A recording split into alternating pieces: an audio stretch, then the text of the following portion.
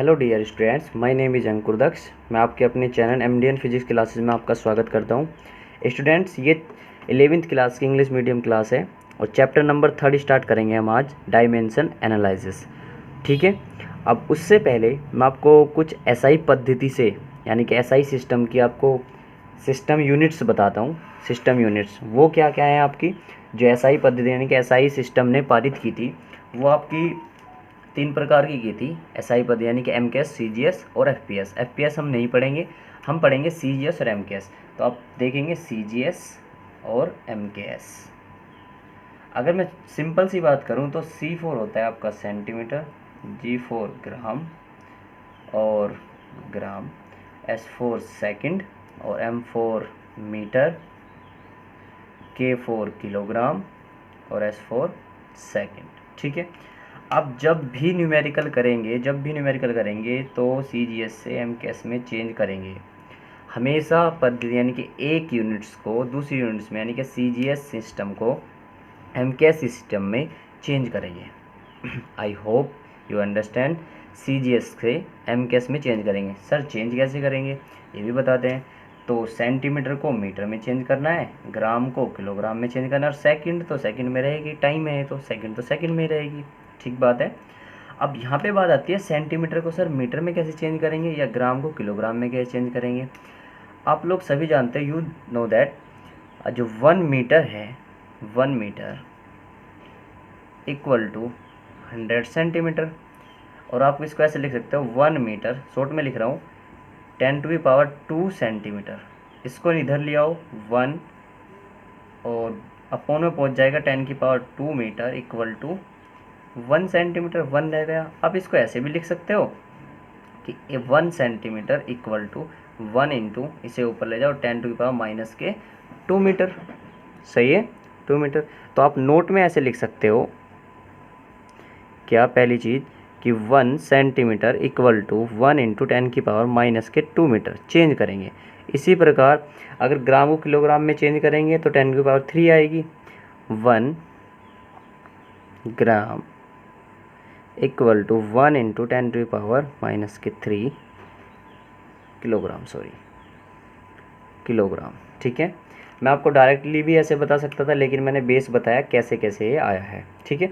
तो आप ऐसे चेंज कर लोगे सीजीएस को हमेशा एमकेएस में। सेंटीमीटर को मीटर में चेंज करना तो 10⁻⁻² से गुना करनी है, मल्टीप्लाई करनी है। ग्राम को किलोग्राम में चेंज करना तो 1 इंटू 10⁻⁻³ किलोग्राम से, यानी कि 10⁻³ से मल्टीप्लाई करनी पड़ेगी। ठीक है। I hope you understand. ठीक है। ये सब चीज़ें जो मैं आपको बता रहा हूँ, ये सब ज़्यादातर मोस्टली न्यूमेरिकल में यूज होगी, क्योंकि आप बोलते हैं कि फिजिक्स में न्यूमेरिकल नहीं होते। फिजिक्स में न्यूमेरिकल बहुत ईजी है अगर आपको सिस्टम सारे पता हो। ठीक है। तो आगे चलते हैं, fundamental quantities and fundamental units. ये क्या होती है स्टूडेंट्स, जो भी आपकी प्रकृति से मिली और नेचर से मिली, हमें क्या मिली थी, जो मास, लेंथ और टाइम, यानी कि जो 3 टाइप जो आपको मिले थे, मास, लेंथ और टाइम, ये क्या होती है, फंडामेंटल क्वांटिटीज़। और इनके जो यूनिट होती है वो क्या होती है, फंडामेंटल यूनिट्स, या आप इसे बोल सकते हो बेसिक यूनिट, जो मूल राशि और मूल मात्रक है। ठीक है। अब यहाँ से आगे चलते हैं, यानी कि अगर मैं इसकी परिभाषा दूँ तो all physical quantities that come in the mechanics are expressed in the units of mass, length and time.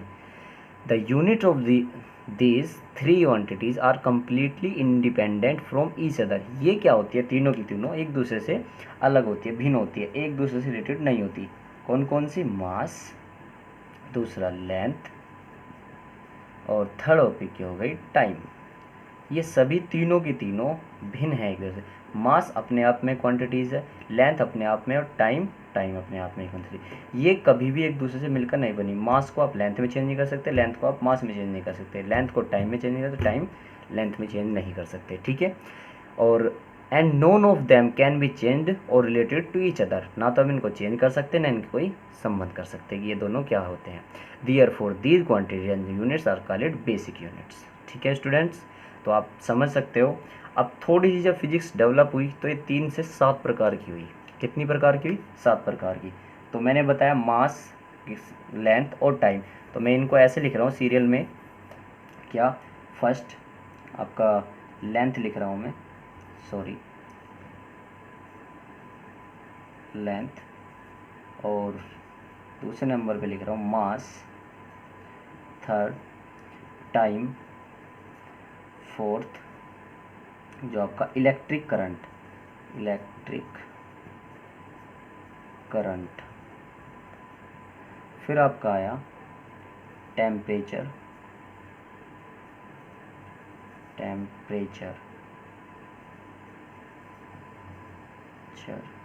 और 6 आपका आया अमाउंट ऑफ सब्सटेंस,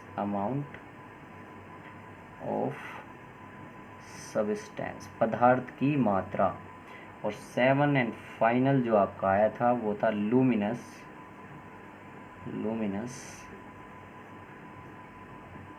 इंटेंसिटी। ठीक है, ये जो आपकी आई, इनको प्रेजेंट किससे करेंगे, क्या यूनिट होगी वो मैं आपको बताता हूँ। जो लेंथ है वो लेंथ से ही प्रेजेंट करेंगे, मास वो m से प्रेजेंट करेंगे, टाइम को t से, इलेक्ट्रिक करंट को I से, और टेम्परेचर को कैपिटल T से नहीं तो थीटा से प्रेजेंट कर देंगे हम, और सब अमाउंट ऑफ सब्सटेंस को कुछ नहीं, और ल्यूमिनस इंटेंसिटी को भी कुछ नहीं यूनिट करते। इनकी जो यूनिट होती है वो क्या होती है, यूनिट बताता हूँ मैं आपको। अब जो लेंथ होती है वो होती है मीटर में, मास होता है किलोग्राम में, और जो टाइम होता है सेकंड, ये होता है धारा, इलेक्ट्रिक करंट एम्पियर में, और आपका टेम्परेचर केल्विन में, अमाउंट ऑफ सब्सटेंस मोल में, पदार्थ की मात्रा केमिस्ट्री में पढ़ी होगी, और फिर आपका आता है लुमिनस इंटेंसिटी, ये होता है कैंडेला में, ठीक है। ये इनके ये चीज़, और सिंबल किससे प्रेजेंट करेंगे, सिंबल आप प्रेजेंट करेंगे डियर स्टूडेंट्स, मीटर को m से, किलोग्राम को किलोग्राम से, सेकंड को शॉर्ट में लिख देंगे हम सेक, और एम्पियर को a से, और केल्विन को k से, मोल को मोल से ही प्रेजेंट करेंगे, और कैंडेला को cd से प्रेजेंट करेंगे। ठीक है स्टूडेंट्स, आई होप आपके सब समझ में आ रहा है, यू कैन ऑल अंडरस्टैंड। तो ये 7 टाइप की आपकी fundamental quantities and fundamental units हो गई, length, mass, time, electric current, temperature, amount of substance, luminous intensity. ठीक है, लेंथ को मीटर से प्रेजेंट करेंगे, मास को किलोग्राम से, और टाइम को सेकंड से, करंट को एम्पियर से, टेम्परेचर को के से, अमाउंट ऑफ सब्सटेंस को मोल से, लुमिनस इंटेंसिटी को CD से, कैंडेला से। ठीक है, अब आपकी 2 प्रकार की और होती है बस last, complementary basic units, complementary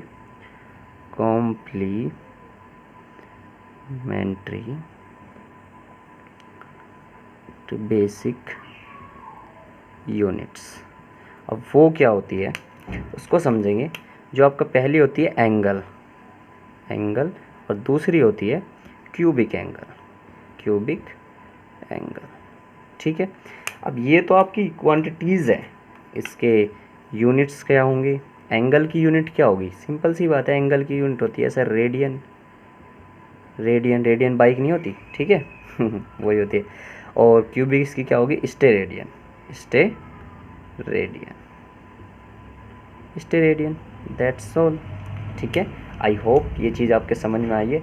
बाकी इन सभी को छोड़कर, बाकी फंडामेंटल क्वांटिटीज़ और कॉम्प्लीमेंट्री बेसिक यूनिट्स को छोड़कर जितनी भी फिजिक्स में यूनिट्स होती हैं वे क्या होती हैं, डेराइव्ड यूनिट होती हैं। क्या होती हैं, एक शब्द लिख रहा हूँ मैं आपके पास, डेराइव्ड यूनिट्स। ठीक है स्टूडेंट्स, तो ये समझ में आया होगा आपके फंडामेंटल क्वांटिटीज, फंडामेंटल यूनिट्स क्या होती हैं, कॉम्प्लीमेंट्री बेसिक यूनिट्स क्या होती है, ये आपको लर्न करनी है। ठीक है, फिर अब जो हम पढ़ेंगे आगे डेराइव्ड यूनिट्स पढ़ेंगे। ठीक है, तो डेराइव्ड यूनिट क्या होती है, इन सब को, ये 7 और ये 2, इन 2 का यूज नहीं होगा अभी, इन 7 जो आपकी क्वांटिटीज़ एंड यूनिट्स है, इन सब को जो मिलाकर, इन सब के मल्टीप्लाई या डिवाइडेशन करके जो भी यूनिट आती है वे क्या होती है, डेराइव्ड यूनिट्स होती हैं। That's all. आई होप सब आपके समझ में आ रहा होगा। अगर कुछ प्रॉब्लम वाली बात है तो मुझे आप कमेंट करके बता सकते हो, मैं आपकी प्रॉब्लम को सॉल्यूशन कर दूंगा। ठीक है, physics is a most easy बोलो आप, मोस्ट डेंजरस नहीं, इजी सब्जेक्ट है अगर आप इसको ध्यान से और इन्जॉय के साथ पढ़ेंगे। ठीक है, तो अब स्टार्ट करते हैं डेराइव्ड यूनिट्स। डेराइव्ड यूनिट्स क्या होगी, ये जितने इनको सबको मल्टीप्लाई या डिवाइडेशन करके होंगे, ठीक है। और फिर डायमेंशन एनालाइज भी यहीं से होगा। प्रेजेंट हम एल लेंथ के लिए एल करेंगे, मास के लिए एम करेंगे, टाइम के लिए टाइम करेंगे। जो अगर आप डायमेंशन एनालाइज की बात करें तो अगर लेंथ की निकालनी तो एल लिखेंगे और ऐसे डिवाइडेशन लगाना है, ठीक है। बड़ा ब्रैकेट लगाना और बड़े इसमें लिखना है, ठीक है स्टूडेंट्स। तो आप स्टार्ट करते हैं डेराइव्ड यूनिट्स। तो स्टूडेंट्स अब आगे जो आपकी डेराइव्ड यूनिट्स है वे क्या होती है, बाकी उन 7 और 2, जो 7 थी आपकी बेसिक क्वांटिटीज़ थी और 2 थी आपकी कॉम्प्लीमेंट्री बेसिक यूनिट, उन सबको छोड़कर बाकी जितनी भी यूनिट है, आई रिपीट, बाकी जितनी भी आपकी यूनिट है वे सब क्या होती है, डेराइव्ड यूनिट होती है, ठीक है। डेराइव्ड यूनिट क्या होती है, जो उन सबको सातों को मिलाकर एक दूसरे से गुना मल्टीप्लाई डिवाइडेशन करके जो बनती है वो डेराइव्ड यूनिट्स कहलाती है, ठीक है। तो बेसिक क्वांटिटीज और कॉम्प्लीमेंट्री बेसिक यूनिट्स को छोड़कर बाकी जितनी भी पूरी फिजिक्स में आपकी यूनिट्स है वे सब क्या है, डेराइव्ड यूनिट्स है। एग्जाम्पल, जैसे आपका फर्स्ट एग्जाम्पल है आपका एरिया। एरिया को प्रेजेंट आप ए से करते हो, ठीक है। और एरिया मीन्स क्या होता है, लेंथ इंटू ब्रेथ, यानी कि एल गुना बी, सही बात है। दूसरी चीज़, अगर आप वॉल्यूम लेते हो, वॉल्यूम को वी से प्रेजेंट करते हो, देखो एल गुना बी ये क्या होती है, एल जो लेंथ है वो एल से प्रेजेंट करेंगे, और जो बी है वो भी तो एक लेंथ ही है, उसको भी एल से प्रेजेंट करना है। और ये जो मैं ऐसे लिख रहा हूँ ना गुरु ब्रैकेट में, बड़ा कोष्टक यानी कि जो बिग ब्रैकेट है, इसको क्या बोलते हैं, इस प्रकार से लिखने को, एक तो इसे कैपिटल लिखना है, लेंथ को एल यानी कि लंबाई है, लेंथ है। बी ये भी एक तरह से दूरी है यानी कि लेंथ है, तो इसको भी एल से लिखना, और कैपिटल में लिख के ऐसे ब्रैकेट में बंद करना है। इसको बोलते हैं हम डायमेंशनल एनालिसिस। क्या बोलते हैं इसको, डायमेंशन एनालिसिस, ठीक है। एल इंटू एल कितने हो गए, एल स्क्वायर, यानी कि L2 बोल सकते हो आप इसे, L2, एल की पावर 2 लगानी है और कुछ नहीं करना, ठीक है। आई रिपीट, यहाँ पे देखेंगे वॉल्यूम क्या होता है, लेंथ गुना ब्रेथ गुना हाइट, ठीक है। अब लेंथ ये भी एल है, बी ये भी एल है तो दूरी लेंथ, और ऊंचाई ये भी तो लेंथ ही है, तो ये भी एल हो गई। ये 1 2 3 तो कितना हो गया, L3। I hope you understand, ठीक है। और थर्ड आप ले लो, जो आपकी आगे की कोई भी क्वांटिटीज़ लेता हूँ मैं, जैसे आपका घनत्व हो गया, डेंसिटी, घनत्व हो गया, डेंसिटी को मैं डी से प्रेजेंट कर रहा हूँ, डेंसिटी। अब घनत्व हो गया वो क्या होता है, मास यानी कि द्रव्यमान बटे आयतन, यानी कि mass upon volume, mass upon volume ये होता है। अब मास एक बेसिक क्वांटिटी, जब बेसिक को चेंज नहीं कर सकते तो मास का क्या होता है, एम, मास से एम से प्रेजेंट करते हैं तो capital M, as it is. Volume का भी आपने निकाला डायमेंशन कितना है, L3 एज इट इज़, ठीक है। अब आप इसको L को ऊपर ले जाओ, जब M एज इट इज़ है और जब L ऊपर जाएगा तो L-3 हो जाएगा, ठीक है। दोनों को एक स्थान पर रख दो, ML-3, ये हो गया ML-3, सही है। और भी देख सकते हो आप देख लो, चाल देख लो, स्पीड को ऐसे प्रेजेंट कर रहा हूँ मैं, स्पीड। अब चाल क्या होती है, दूरी बटे समय, लेंथ अपॉन टाइम, अब लेंथ का क्या होगा, L, बिल्कुल सही है, क्योंकि एक बेसिक यूनिट है लेंथ, L ही रहेगा, चेंज नहीं कर सकते। टाइम एक बेसिक यूनिट है, T का T रहेगा, बस कैपिटल में लिखना है आपको, टाइम को T रहेगा, मैंने प्रेजेंट कराया था, टाइम ही रहता है, T रहेगा बस, T को ऊपर ले जाओ, L-T-1 बन जाएगा, L एज इट इज और T ऊपर जाकर -1, इसकी पावर 1 है, कभी आप शून्य सोचने लगो, 0 नहीं, 1 है, 1 ऊपर जाएगा तो 1 ऐसे रहेगा। 5 पॉइंट देख लो, और भी है काफ़ी, जैसे आपका एक्सीलरेशन है, त्वरण, ए से प्रेजेंट कर रहा हूँ मैं फिलहाल, एक्सीलरेशन त्वरण, वो क्या होता है, वेग परिवर्तन, यानी कि आपका वेग या स्पीड एक ही होती है, ठीक है। तो स्पीड अपॉन यानी कि डेल्टा एस अपॉन वेग परिवर्तन बटे क्या होता है, समय अंतराल, यानी कि डेल्टा टी होता है ये। और डेल्टा टी यानी कि आपका डेल्टा टी क्या है, समय है, और एस का भी आपने निकाला, L-T-1 ऊपर ही है ये रहा, और टी का क्या होता है, टी बेसिक यूनिट है। तो आपका क्या बन गया, L T minus one, T ऊपर पहुंच जाएगा तो टी माइनस वन, तो ये बन गया T minus one, T minus one, T minus two, L T minus two. I hope you understand. And आप एक और देख लीजिए, फोर्स। फोर्स क्या होता है, मास इंटू एक्सीलरेशन, यानी कि एम इंटू ए, मास इंटू एक्सीलरेशन। मास का क्या होता है, एम, क्योंकि बेसिक यूनिट है, और एक्सीलरेशन का अभी आपने निकाला ये रहा, L T minus two, L T minus two. ठीक है, तो इसी प्रकार से आप डेराइवेटिव यूनिट निकाल सकते हो। आई होप ये सब क्लियर हो रहा होगा, आपके सभी के समझ में आ रहा होगा। अगर इसमें कुछ भी प्रॉब्लम है तो प्लीज़ आप मुझे कमेंट करके बताएं, मैं आपकी प्रॉब्लम को सॉल्यूशन दूंगा। ठीक है, और अगर वीडियो अच्छी लगी हो तो प्लीज़ लाइक, कमेंट और शेयर कर देना, और मेरे चैनल को सब्सक्राइब कर लेना, जिससे आपको आने वाली प्रत्येक वीडियो की नोटिफिकेशन मिलती रहे। ठीक है, लाइक, शेयर, सब्सक्राइब कर देना और अपने सभी स्टूडेंट्स को भेज देना। ठीक है बच्चों, thank you, have a nice day.